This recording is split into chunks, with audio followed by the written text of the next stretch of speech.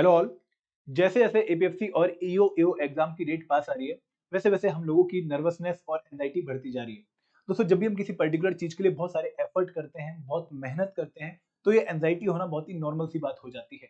लेकिन इस एंजाइटी को हमें कंट्रोल करना पड़ेगा, इस नर्वसनेस को हमें कंट्रोल करना पड़ेगा, इनको हैंडल करना पड़ेगा ताकि हम इसे पॉजिटिवली चैनलाइज कर सकें और इस एंजाइटी को पॉजिटिवली चैनलाइज करने के बाद हम अच्छा रिजल्ट जो है वो एक्सपेक्ट कर सकें। तो इस वीडियो में मैं डिस्कस करूंगा कि भाई क्या कारण है जिनकी वजह से हमें एंजाइटी होती है, इस एंजाइटी के प्रोज क्या है, कॉन्स क्या है और किस तरीके से इस एंजाइटी को हमें हैंडल करना चाहिए, इस नर्वसनेस को हमें हैंडल करना चाहिए। तो ये वीडियो सभी बच्चों के लिए बहुत जरूरी है। भले ही आप रैंक 1 लेकर आने वाले हो, भले ही आप लास्ट रैंक लेकर आने वाले हो, आप सबको ये वीडियो पक्का देखनी है ताकि आप लोग देख पाओ कि किस तरीके से इस प्रेशर हैंडलिंग के समय पर हम अपनी एंजाइटी को मेंटेन करके इस एग्जाम में बहुत अच्छा स्कोर कर सकते हैं।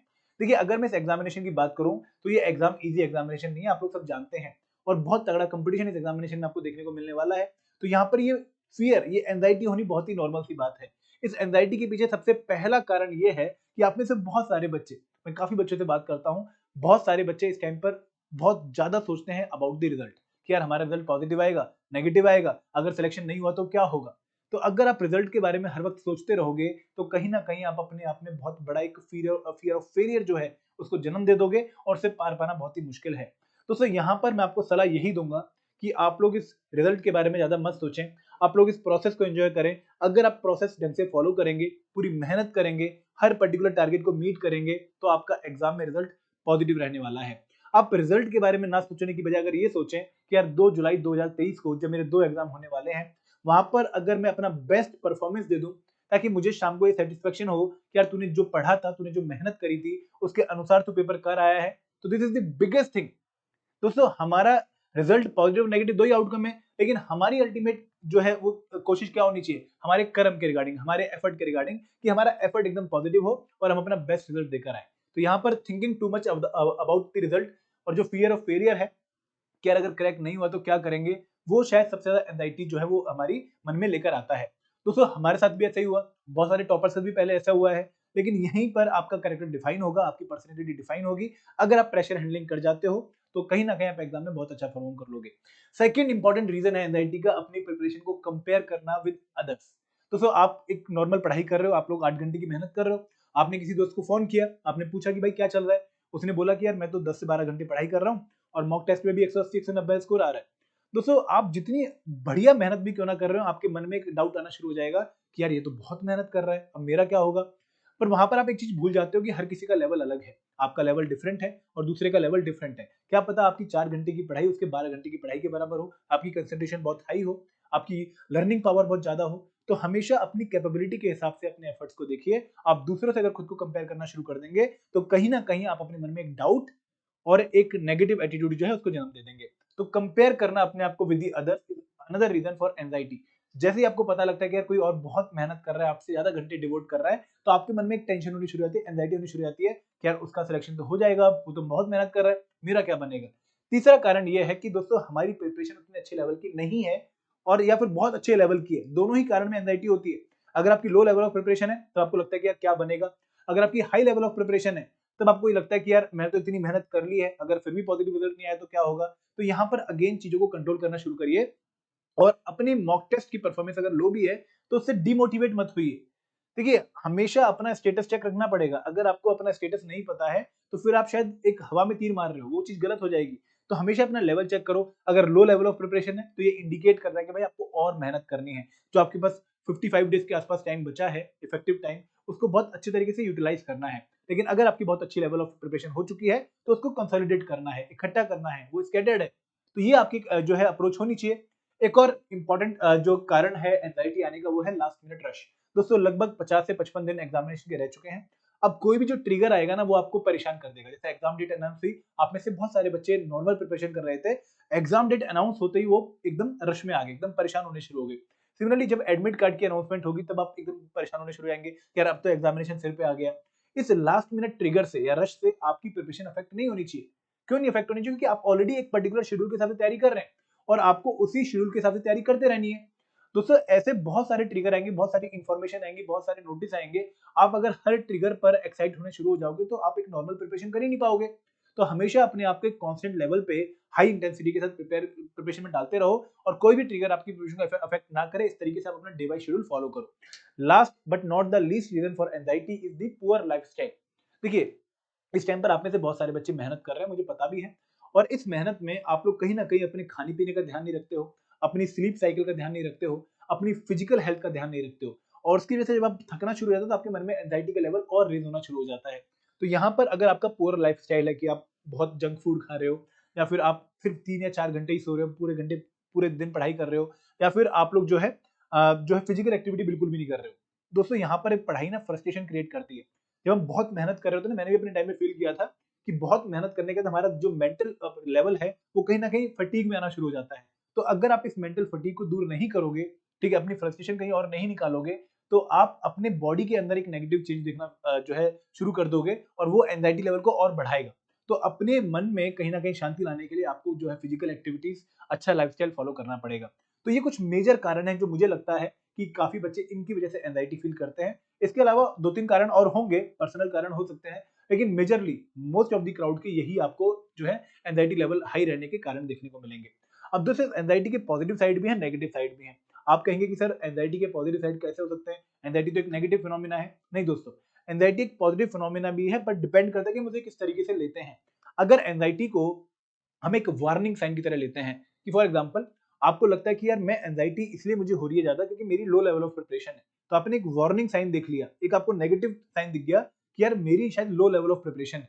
तो अब आपको पता लगेगा कि भाई मुझे अपनी प्रिपरेशन का लेवल बढ़ाना पड़ेगा, तभी जाकर मैं इस एंजाइटी को कंट्रोल कर पाऊंगा। तो यहाँ पर this can be a warning sign. एक और बात आपके लिए अवेयरनेस भी है कि अगर आप एंजाइटी जो है आपको आ रही है, तो एक बार आप देखोगे ना यार किस वजह से एंजाइटी आ रही है, क्या लेकुना है मेरी करंट प्रिपरेशन में, या फिर मैं कहाँ पर क्या गलत कर रहा हूँ। तो आप अपनी करंट सिचुएशन को एनालाइज करोगे कि मैं क्या गलती कर रहा हूँ, या फिर मेरी लाइफस्टाइल में क्या जो है मिस्टेक है, उस मिस्टेक को आप फिर ओवरकम करने की कोशिश करोगे। तो अगेन वार्निंग साइन भी है, और एक आपको अवेयर भी कर रहा है, और दोस्तों आपको जो है असिस्ट भी कर रहा है, आपको हेल्प भी कर रहा है कि यार अगर तू एंजाइटी फील कर रहा है, तू मोटिवेट हो इस चीज से। अगर तुझे लग रहा है कि यार तेरी सिलेक्शन कंप्रोमाइज हो सकती है, तेरी सिलेक्शन कहीं ना कहीं अभी खतरे में है, तो मेहनत कर और एफर्ट डाल, ताकि तेरे पास जो लिमिटेड 55 डेज है वहां पर तो अपना लेवल और रेस कर सके।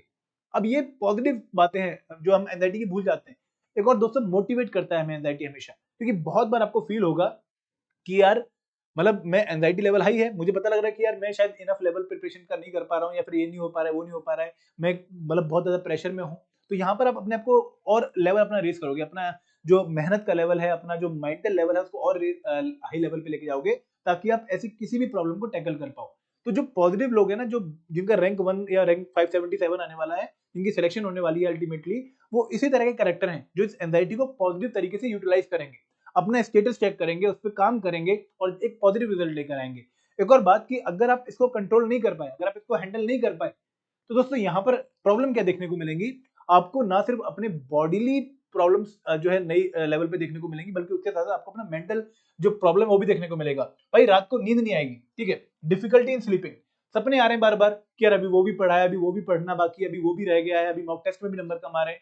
ये एक बहुत ही नेगेटिव साइन है आपकी एंजाइटी लेवल का। इसके बाद इरिटेबिलिटी, मतलब आप बार बार छोटी छोटी चीजों पे इरिटेट होंगे, ठीक है, किसी ने दरवाजा जोर से मार दिया, मम्मी से खाना मांगा, उन्होंने आधे घंटे लेट कर दिया, आप एक इरिटेशन वाला साइन शो करेंगे, जो अगेन आपको कंसंट्रेशन जो आपकी पढ़ाई में है वो रिड्यूस करने में जो है काफी बड़ा रोल प्ले करेगा। एक और बात कि आपको अपनी बॉडी में जो है पेन वगैरह फील होनी शुरू हो जाएगी, फटीग फील होना शुरू हो जाएगा, एक्सेसिव वरी आप करना शुरू कर देंगे, रेस्टलेसनेस आनी शुरू हो जाएगी। अल्टीमेट रिजल्ट क्या है कि आपकी पढ़ाई इफेक्ट होनी शुरू हो जाएगी। तो कैसे भी आपको इसको हैंडल करना है। अब हैंडल कैसे करना है, सबसे मेन जो तरीका है इस एंजाइटी को कंट्रोल करने का, वो मैंने आपको पहले ही बता दिया है कि you have to focus more on the process. दोस्तों अगेन यहाँ पर मीन्स बहुत इंपॉर्टेंट है, एंड उतनी इंपॉर्टेंट नहीं है। नो डाउट अल्टीमेटली हम एंड के लिए ही मीन्स फॉलो कर रहे हैं, बट अगर आप ये डेली प्रोसेस फॉलो नहीं करोगे, इस प्रोसेस को एंजॉय नहीं करोगे, अपने डेली टारगेट मीट नहीं करोगे, तो रिजल्ट कभी भी पॉजिटिव नहीं आने वाला। बहुत सारे टॉपर्स, बहुत सारे बच्चे, भले ही वो रैंक 1 करण राघव सर हो, भले ही वो रैंक 3 ओम प्रकाश बिरदा हो, भले ही वो रैंक 1 रजनीश हो, भले ही वो रैंक 7 अविक हो, कोई भी हो, दोस्तों इन पर्टिकुलर लोगों ने क्या एक अच्छी क्वालिटी जो है अटेन करी, वो ये थी कि इन्होंने प्रोसेस को एंजॉय किया। इनका काम था मेहनत करना। जैसे रजनीश के बारे में अगर मैं बताऊं, तो उनका सिंपल सा होता है कि भाई एग्जाम हो ना हो, मुझे डेली लाइब्रेरी जाके सुबह से शाम तक पढ़ाई करनी करनी है। अगर वो प्रोसेस को एंजॉय कर रहे हैं, अपने प्रोसेस में एफर्ट डाल रहे हैं और डेली आउटकम लेकर आ रहे हैं किसी पर्टिकुलर मेहनत का, तो उनको रिजल्ट पॉजिटिव देखने को मिला, रैंक 1। तो यहाँ पर आपको भी इस प्रोसेस को एंजॉय करना है, रिजल्ट के बारे में मत सोचिए। एक और बात कि दोस्तों, आप लोगों ने पिछले कुछ समय में बहुत चीजें कवर भी कर ली हैं। अगर आप अपने लेवल को 6 महीने पहले के लेवल से कंपेयर करो, तो 6 महीने के लेवल से बहुत बेटर पोजीशन पे आप हो। आप अगर खुद को एक बार कंपेयर तो करके देखो कि 6 महीने पहले आप क्या थे, आज आप क्या हो। आज आपको 10 सब्जेक्ट नए आते हैं जो आपने पहले कभी पढ़े भी नहीं थे, और 4 सब्जेक्ट आपको नहीं भी आते हैं वो आप आगे कवर कर लोगे। तो be proud of what you have covered so far, उसको भूलो मत। अगर आपका आगे वाला कुछ पोर्शन बाकी है तो भाई ये भी तो प्राउड करो कि मैंने कुछ पोर्शन कवर भी कर लिया है, वो वेस्ट नहीं जाएगा। तो एंजाइटी को कंट्रोल करना शुरू करो। एक और बात, हेल्थी लाइफस्टाइल फॉलो करो। तो ये बहुत इंपॉर्टेंट है।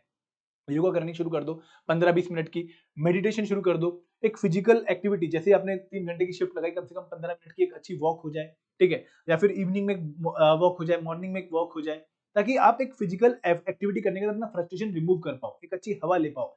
इसके साथ साथ दोस्तों एक हेल्दी स्लीपिंग बहुत जरूरी है अपने एंजाइटी को कंट्रोल करने के लिए। अगर आप लगभग 6 घंटे की मिनिमम स्लीप ले लो, तो भी आपको बहुत ज्यादा जो है फर्क पड़ेगा, अपने दिखेगा अपने डेली लाइफस्टाइल में, और आपकी एंजाइटी कंट्रोल हो जाएगी। एक और बात कि अगर आपको लगता है कि यार नहीं, मैं बहुत ज्यादा नर्वस हूँ, मुझे बहुत ज्यादा डाउट हो रहा है खुद के ऊपर, तो अपने मेंटर से बात करो। जैसे हमारे कोर्स में जितने भी बच्चे हैं उनके लिए हम अवेलेबल हैं, आपके पास मल्टीपल चैनल है हमसे कनेक्ट करने के। बात करो दोस्तों, क्योंकि क्या पता हम आपको एक अच्छा सॉल्यूशन दे दें, आपकी स्ट्रेंथ आपको गिना दें, आपके वीकनेस को दूर करने का एक तरीका आपको बता दें। तो ये मल्टीपल तरीके आप लोगों को फॉलो करने पड़ेंगे। एक और बात कि एडजस्ट योर एटीट्यूड। दोस्तों यहाँ पर हमारा एटीट्यूड बिल्कुल भी नेगेटिव नहीं होना चाहिए। आप लोग एक बहुत प्रेस्टिजियस एग्जामिनेशन का पार्ट बनने जा रहे हो, आप लोगों को बाद में इंटरव्यू फेस करना है। अगर आप ऑप्टिमिस्टिक थिंकिंग नहीं रखोगे, नेगेटिव थिंकिंग रखोगे, तो रिजल्ट भी नेगेटिव आने के चांसेस फिर पूरे हैं। यहाँ पर अगेन मैं बार बार हमेशा ये कहता हूँ कि अगर आप रिक्रूटमेंट टेस्ट की बात करो, तो रिक्रूटमेंट टेस्ट जो है वो 80% टेस्ट है आपकी नॉलेज का, और 20% टेस्ट है आपकी प्रेशर हैंडलिंग का, प्रेशर मैनेजमेंट का। ठीक है, तो यहाँ पर 20% आपका जो है एक डिसाइडिंग फैक्टर है कि आपकी सिलेक्शन होगी या नहीं होगी, क्योंकि उस दिन आप किस तरीके से खुद को कैरी ऑन करते हैं इन द एग्जामिनेशन हॉल, वो बहुत ज्यादा मैटर करेगा आपके एक अच्छे रिजल्ट में। दोस्तों यहाँ पर मैं किस्सा आपका शेयर करना चाहूंगा 2017 की प्रीलिम्स एग्जामिनेशन का। मैंने काफी अच्छी तैयारी करी थी उस टाइम पर, और बहुत अच्छे विजन की टेस्ट सीरीज के नंबर भी थे। जब एग्जाम हॉल में गया तो मैंने देखा कि मेरा जो वीक पोर्शन था उसके ही पहले 10 क्वेश्चन थे, और उन 10 में से मुझे एक भी क्वेश्चन नहीं आता था। ठीक है, तो यूपीएससी जैसे एग्जामिनेशन में यहाँ पर बहुत मेहनत करके जा रहे हो और आपको पहले 10 क्वेश्चन में एक भी क्वेश्चन ना आए, तो आंखों के सामने एकदम अंधेरा सा छा जाता है कि यार इस साल तो गए हम, फिर अब हम क्या करें, हमने पूरे साल मेहनत करी है, बाहर जाके घर वालों को क्या जवाब देंगे। तो दोस्तों मैं उस टाइम पर नर्वस हो गया, बिल्कुल एकदम पसीना पसीना हो गया। उसके बाद मैंने सोचा कि अब मैं क्या करूं, तो मैं हल्की सी आंख बंद करके बैठ गया।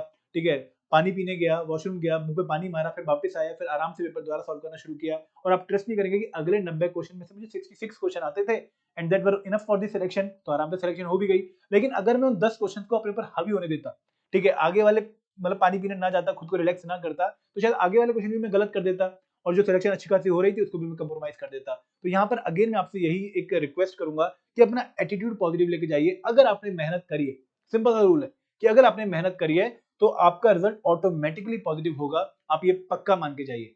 तो एक जो लोगो है अपने सामने, एक जो मोटो है अपने सामने, वो लिख के लगा लीजिए कि अगर मैं अपनी पूरी मेहनत करूंगा, अपना बेस्ट एफर्ट दूंगा, तो रिजल्ट विल बी पॉजिटिव। अब वो रिजल्ट जरूरी नहीं कि एग्जाम का रिजल्ट, वो आपकी पर्सनैलिटी का रिजल्ट भी हो सकता है।